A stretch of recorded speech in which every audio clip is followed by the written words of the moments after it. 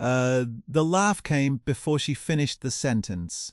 It rolled out of him easy and loud, the kind of laugh a man uses when he wants a whole table to hear it, and the four people sitting with him at the staff break room turned to look at her, standing in the doorway with a mop bucket and a name badge that said Danny in faded letters. She had only said 8 words. One day, I'm going to own a restaurant. She had not said it be funny. She had said it the way a person says a prayer they are half afraid to say out loud. And Bryce had answered it with a laugh that landed on her like a thrown plate. She was 29 years old that night, and she had been mopping the floor of a steakhouse called Marlowe's for 2 years, 4 nights a week. After the lunch shift, she worked at a diner across town. She wiped tables, she scrubbed grease traps, she carried out trash bags that weighed almost as much as her daughter, and she did it without complaint because the money was steady and her daughter needed steady. What she did not do, what she had never once done in 2 years, was tell anyone what she wanted. So when it slipped out of her that night, tired and unguarded after a 14-hour day, and Bryce laughed, something in her went very quiet and very still. You might think a laugh is a small thing. You might think it heals over and the person forgets it. Hold on to this one, because 3 years from now it will matter more than anyone in that break room could have guessed. Bryce Calloway was the floor manager at Marlowe's 34, handsome in the careless way of a man who had never had to try. He wore good shoes and a watch his father gave him, and he talked about the restaurant he was going to open someday with such confidence that the servers nodded along like it was already built. He came from money, not a fortune, but enough that failure had never once touched him, and that softness in his life had hardened into something that came out as contempt for people he decided were beneath the dream. Danny was one of those people. She cleaned. To Bryce, that settled the matter of who she was. So that night he set down the question that the laugh had only implied. He looked at her, standing in the doorway, and he said it slow so the others could enjoy it. You're going to own a restaurant. He let that hang. With what? Danny, the mop. And the table laughed with him, not all of them, but enough, and the ones who didn't laugh looked at the floor, which in some ways was worse. A server named Priya, 20 and new, opened her mouth as if to say something and then closed it because she was 20 and new and the man who laughed signed her schedule.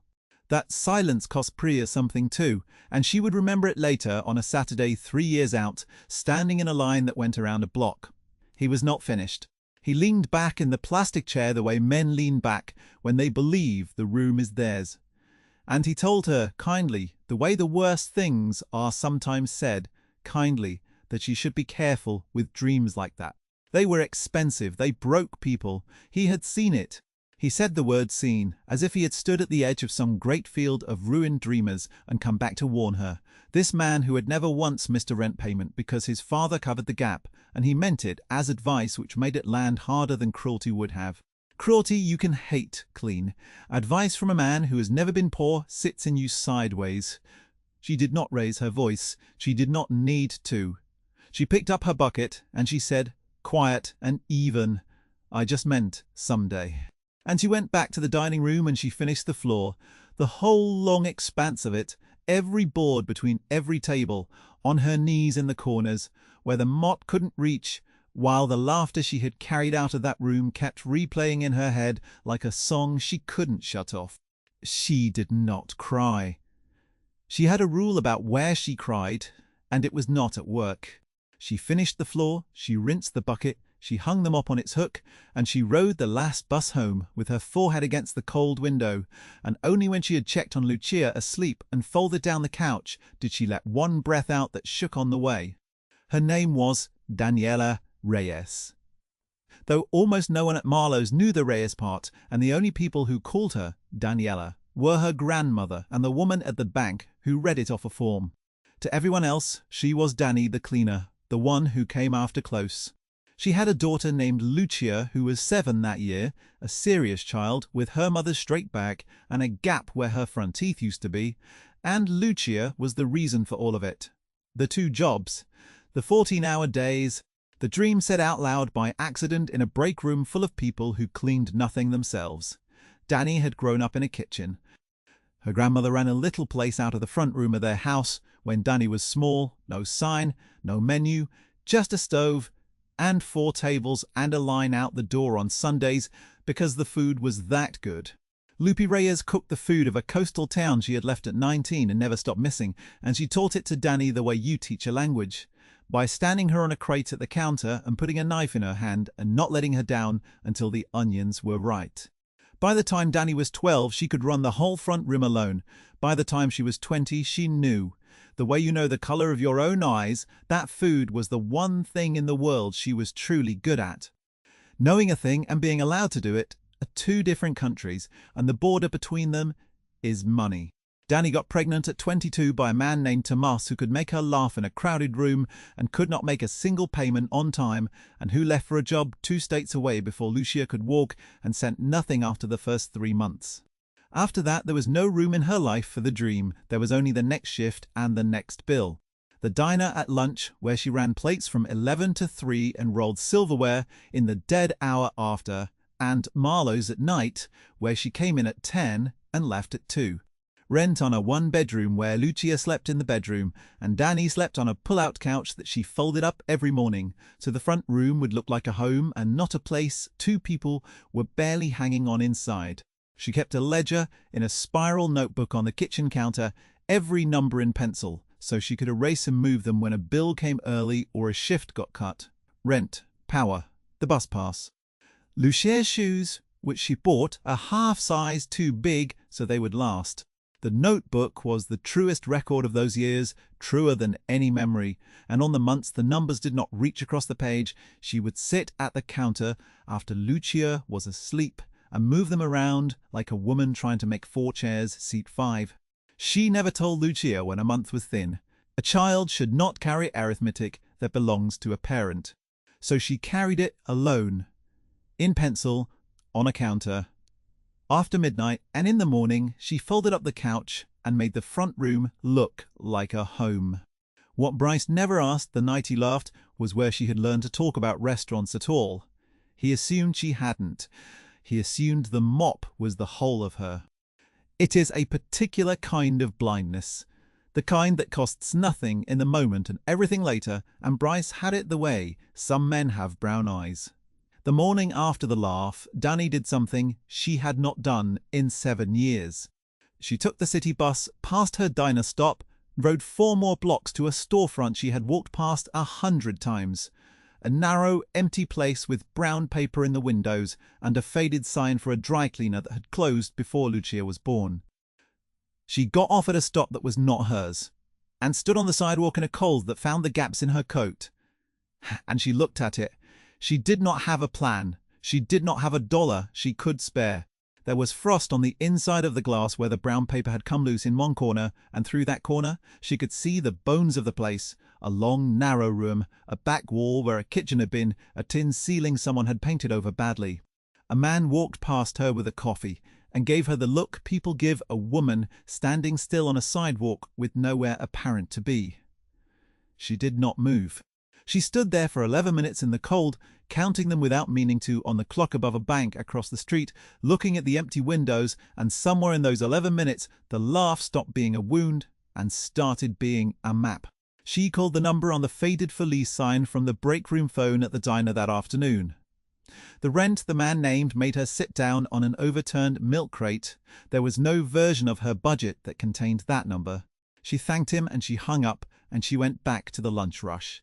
And that should have been the end of it, the way it is the end of it, for almost everyone who ever stood on a cold sidewalk and looked at an empty store. It was not the end of it. That is the part of the story worth staying for. Danny started small, the only way a person with nothing can start. She had her grandmother's recipes and she had a kitchen she could use after Lucia went to sleep. And she had Sundays, which were the one day she did not clean. She began to cook on Sundays. Tamales first, because tamales travel and keep, and a person can carry 40 of them on a bus in 2 insulated bags without the bottom falling out. The first Sunday she made a dozen and gave them away to the woman down the hall who watched Lucia sometimes, to the night cook at the diner, to a co-worker who paid her $4 she had not asked for and told her she would have paid $10.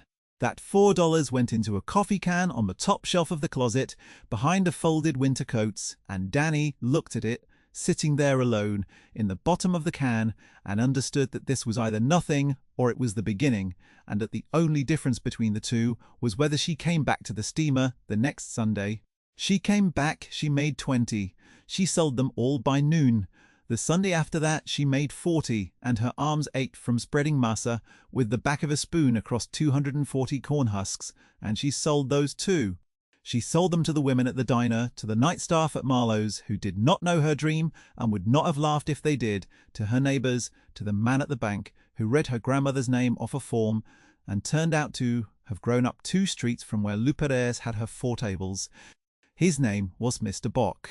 Okafor, and he was 60 and precise, and he ordered 6 every Friday and ate one at his desk and took 5 home, and over a year of Fridays he became something close to a friend, the kind of friend a transaction can quietly become when both people are decent. He was the first person outside her own family to say the word restaurant to her without a laugh in it. He said it like a fact she had not yet caught up to. 40 tamales became 80. 80 became a standing order from an office 3 floors above the bank, where someone had carried one in and the whole floor had wanted them. She raised her prices a little and nobody balked, because the food was that good, the same good that had put a line out her grandmother's door on Sundays 30 years before. She kept every dollar she could in the coffee can, and she did not touch it, not when the car needed a battery and she rode the bus for a month while she saved for one, not when Lucia outgrew her shoes, not when the electric bill came in red and she sat at the counter moving pencil numbers until 2 in the morning.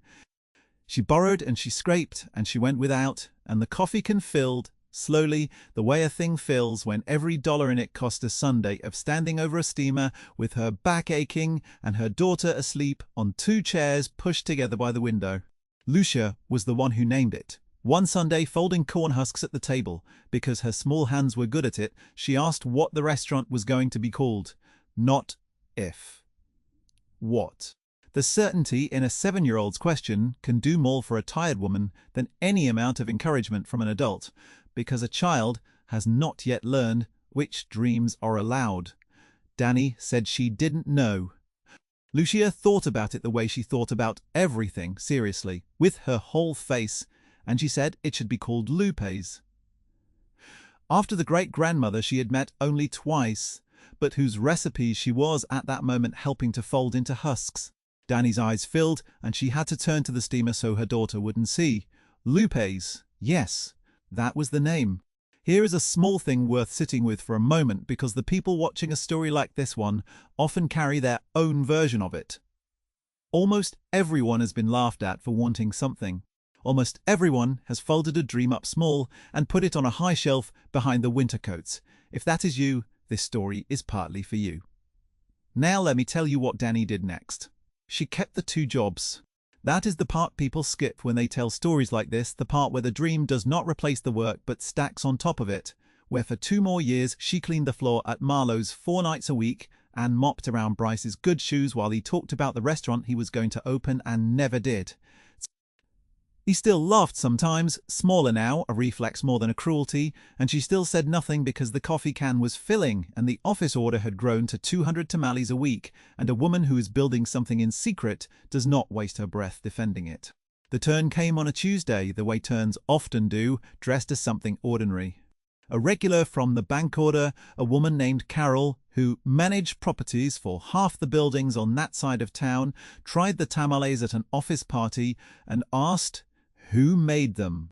She was a brisk woman who did not waste words, and when she heard the whole story, the 2 jobs, the Sundays, the coffee can, she did not soften the way people soften when they hear a hard luck tale.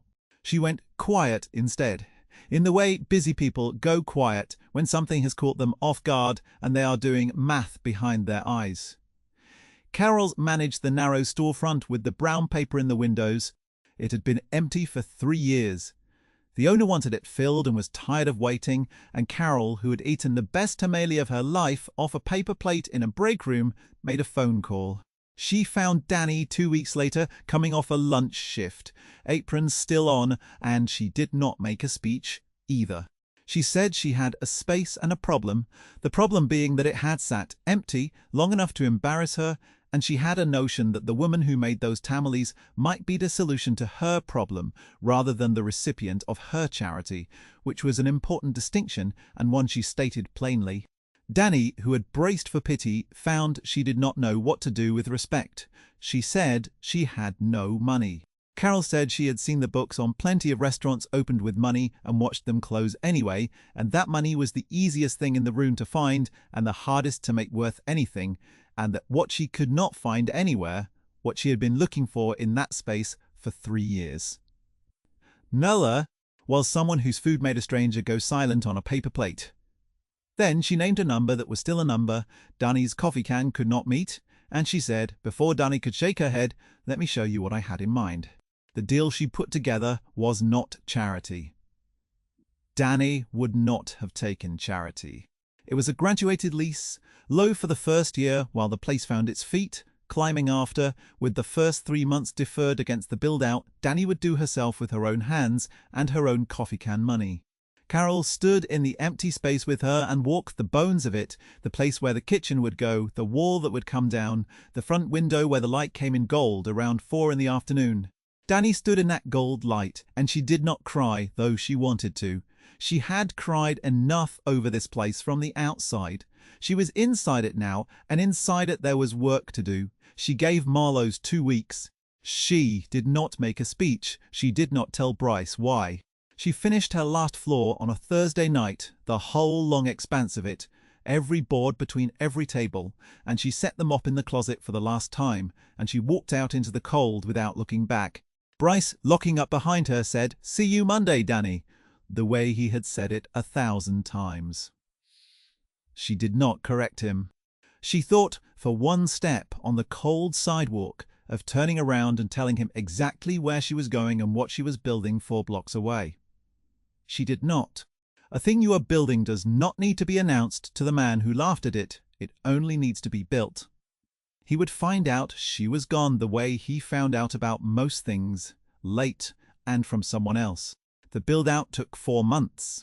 Danny did most of it after Lucia went to sleep, and on the Sunday she could spare from the tamale order she refused to drop, because the tamale order was paying for the build-out, and a woman who has been poor does not kick away the ladder she is standing on. She learned to do things she had never done. She watched a man on a borrowed phone show her how to seat a faucet, and then she seated it herself at midnight on a Tuesday, lying on her back under a sink with a wrench and a cold.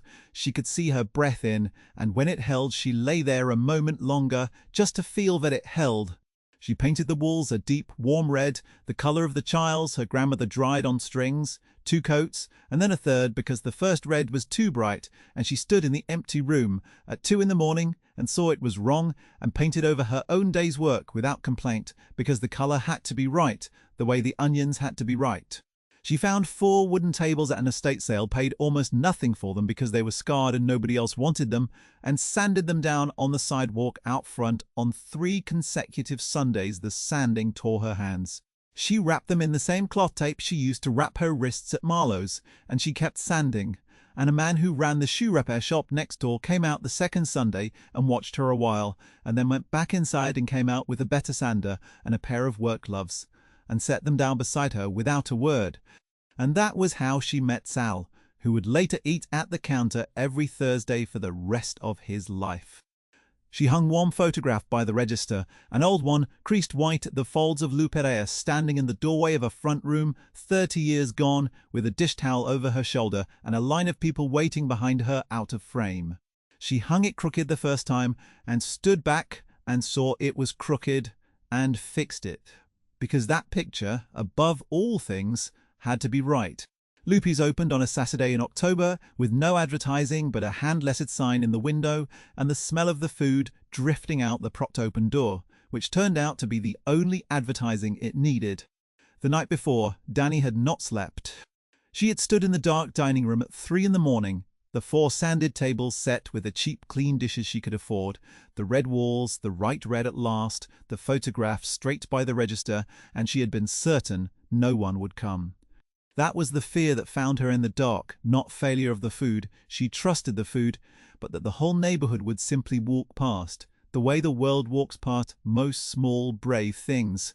She made the masa anyway, at full. You cook for the line you hope for, not the line you fear. The line started at 11 and did not end until the kitchen ran out of food at 2, and Danny had to turn people away at the door, apologizing, promising tomorrow, and turning back inside to a dining room full of strangers eating her grandmother's food off 4 sanded tables and going quiet, the way people go quiet when food reaches all the way back into a par. Memory they didn't know they had. An old woman at the second table ate 3 bites and put her fork down and pressed a paper napkin to her eyes, and her daughter put a hand on her back, and Danny saw it from the kitchen pass and had to turn away and breathe, because she knew that napkin, she had been that napkin, at her grandmother's 4 tables a long time ago. Lucia, 10 now, worked the register in a clean apron, making change and thanking each person by looking them in the eye, the way her mother had taught her, the way her great-grandmother had taught her mother. Sal came from next door on his lunch and ate standing up because there were no seats and told Danny the gloves had been a good investment. Carol came on the second day and ate at the counter and did not say "I told you so" because she had not told anyone. So she had simply made a phone call and let a good thing be good. Mr. Ding. Okafor came, the man from the bank who grew up 2 streets from Lupe's 4 tables, and he stood in the doorway a long moment before he ordered, and when Danny came out from the kitchen he could not speak for a moment. And then he said, in a voice that cracked, "It tastes like Sundays. It tastes exactly like Sundays." And Danny held his hand across the counter and neither of them said anything else because nothing else needed saying. The restaurant did not get rich. Stories like this are sometimes told as if the reward is a fortune, and that is not what this was. What it was enough. Enough to pay the rent and then a little more than the rent. Enough to quit the diner after 6 weeks because Lupe's had a lunch crowd of its own now.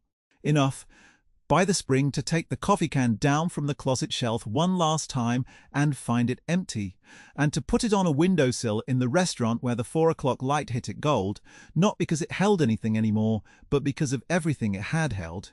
By the time the second autumn came around, Lupe's had a name in the neighborhood and then a name beyond it. A food writer for the city paper came in on a quiet Wednesday, ate alone at the counter, and wrote 400 words that ran the following Sunday under a photograph of the deep red wall and the creased picture of Lupe Reyes by the register.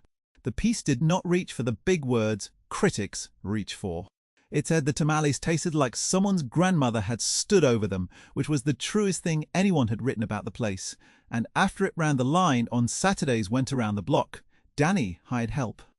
She hired a dishwasher first, a kid from the neighborhood, and then a cook. She trained herself the way she had been trained, standing him at the counter with a knife and not letting him down until the onions were right.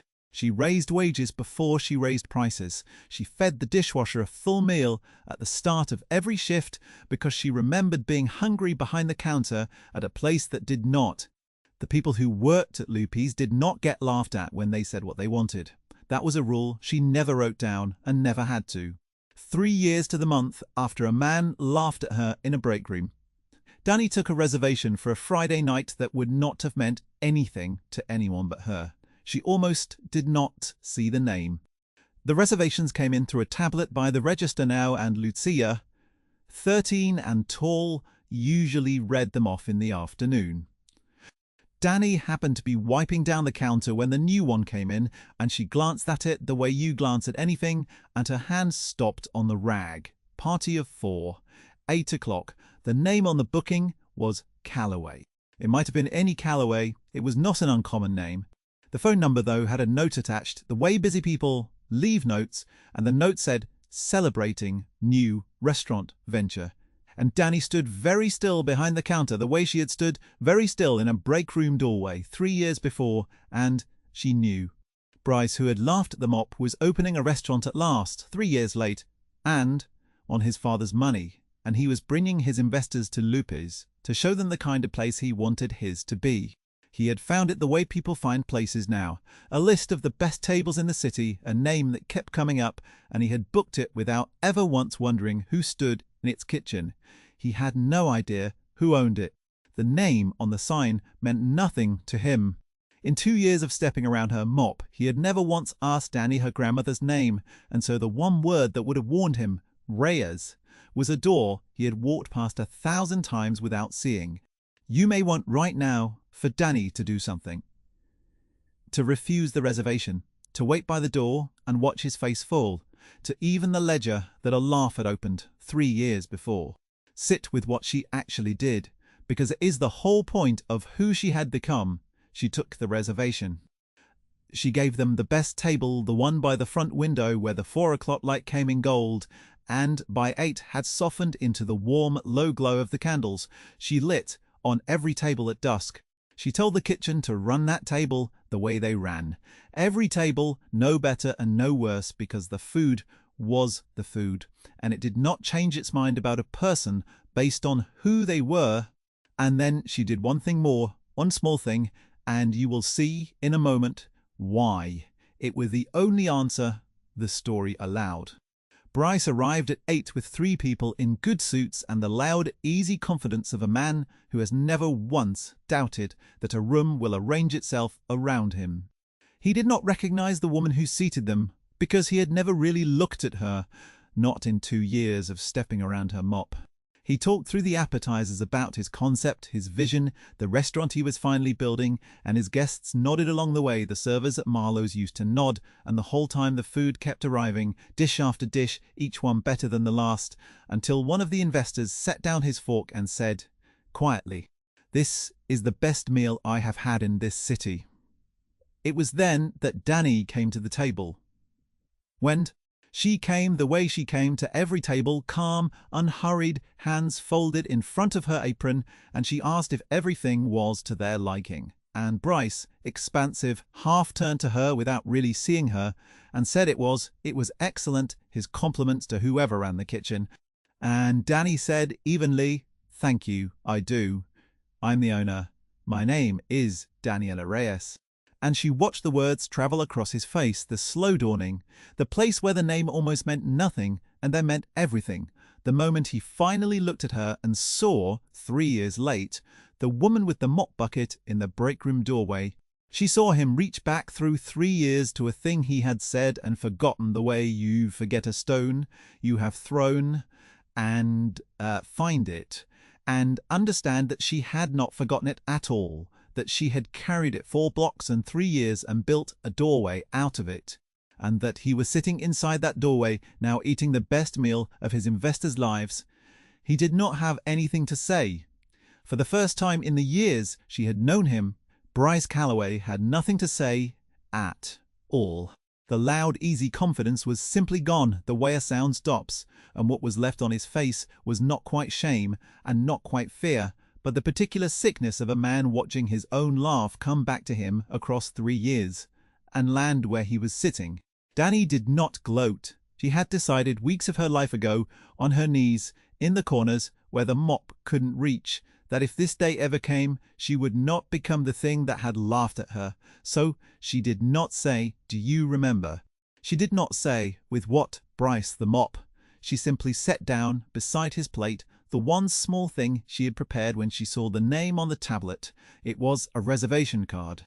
On it, in Lucia's careful hand, was written the date, 3 years and 1 month gone, of the night he had laughed, and beneath it a single line. "You said one day, this is the day." She did not wait for him to read it.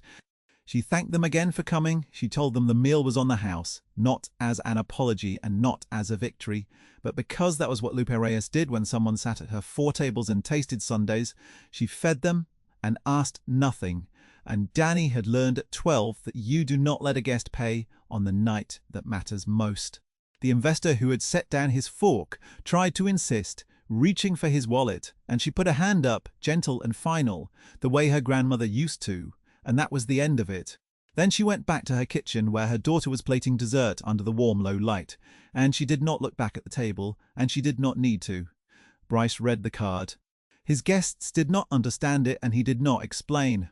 He left it on the table when they went, because some men cannot carry a thing like that out of a room, and a busser cleared it with the plates, and it went into the bin with the husks and the candle stubs, which is exactly where a thing like that belongs, once it has done its work. He opened his restaurant the following spring. It did fine.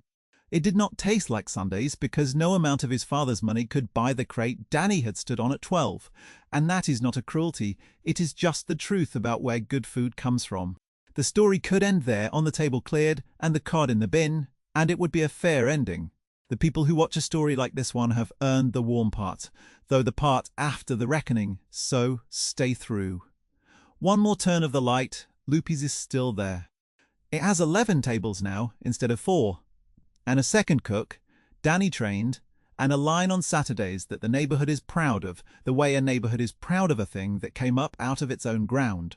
Sal still eats at the counter every Thursday, slower now, and Danny still will not let him pay on the first Thursday of the month. A small private argument they have both stopped pretending either of them will win.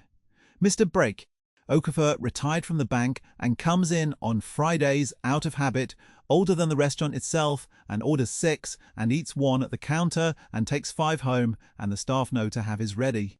Lucia is 16 and talks about culinary school, and Danny tells her to go, to learn everything, and to come back only if she wants to, and not because she has to, which is the freedom Danny never had, and is the whole reason she scrubbed all those floors.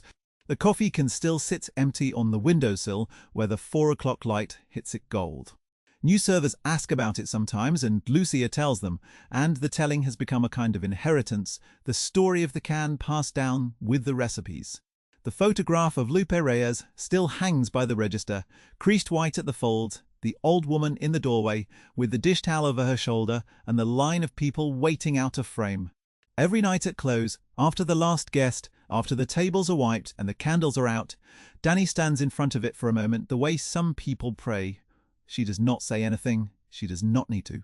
She came in once with a mop into a room full of people who decided a cleaner could not want what she wanted, and she walked out of it and built a doorway of her own, and she stands in it now the way her grandmother stood in hers, with the food going out warm and the people waiting and her daughter making change at the register, looking each guest in the eye. A laugh is a small thing. It was never the laugh that built anything, not really. It was the 11 minutes on a cold sidewalk, and the Sundays over the steamer, and the coffee can behind the winter coats, and the 4 tables sanded down on a sidewalk until her hands bled. The laugh only pointed the way, and it pointed wrong toward defeat, and she walked the other way. If someone has ever laughed at the thing you said you wanted, leave it in a comment, the one word you said out loud that they could not believe, because there are more people than you think who folded that same dream up, small, and are wondering tonight whether to take it back down off the shelf. And if this is the kind of story that reaches you, stay close. There is another one waiting, about a man who was turned away from a door he would one day be asked to walk through. She turned off the last light. The 4 o'clock gold was long gone, but the street lamp came in soft through the front window and fell across the empty coffee can on the sill, and Danny stood there a moment in the quiet of a room that was finally entirely hers, and then she took her daughter's hand and they walked home together in the cold, the way they always had. Only now they were walking from a place with their name on it.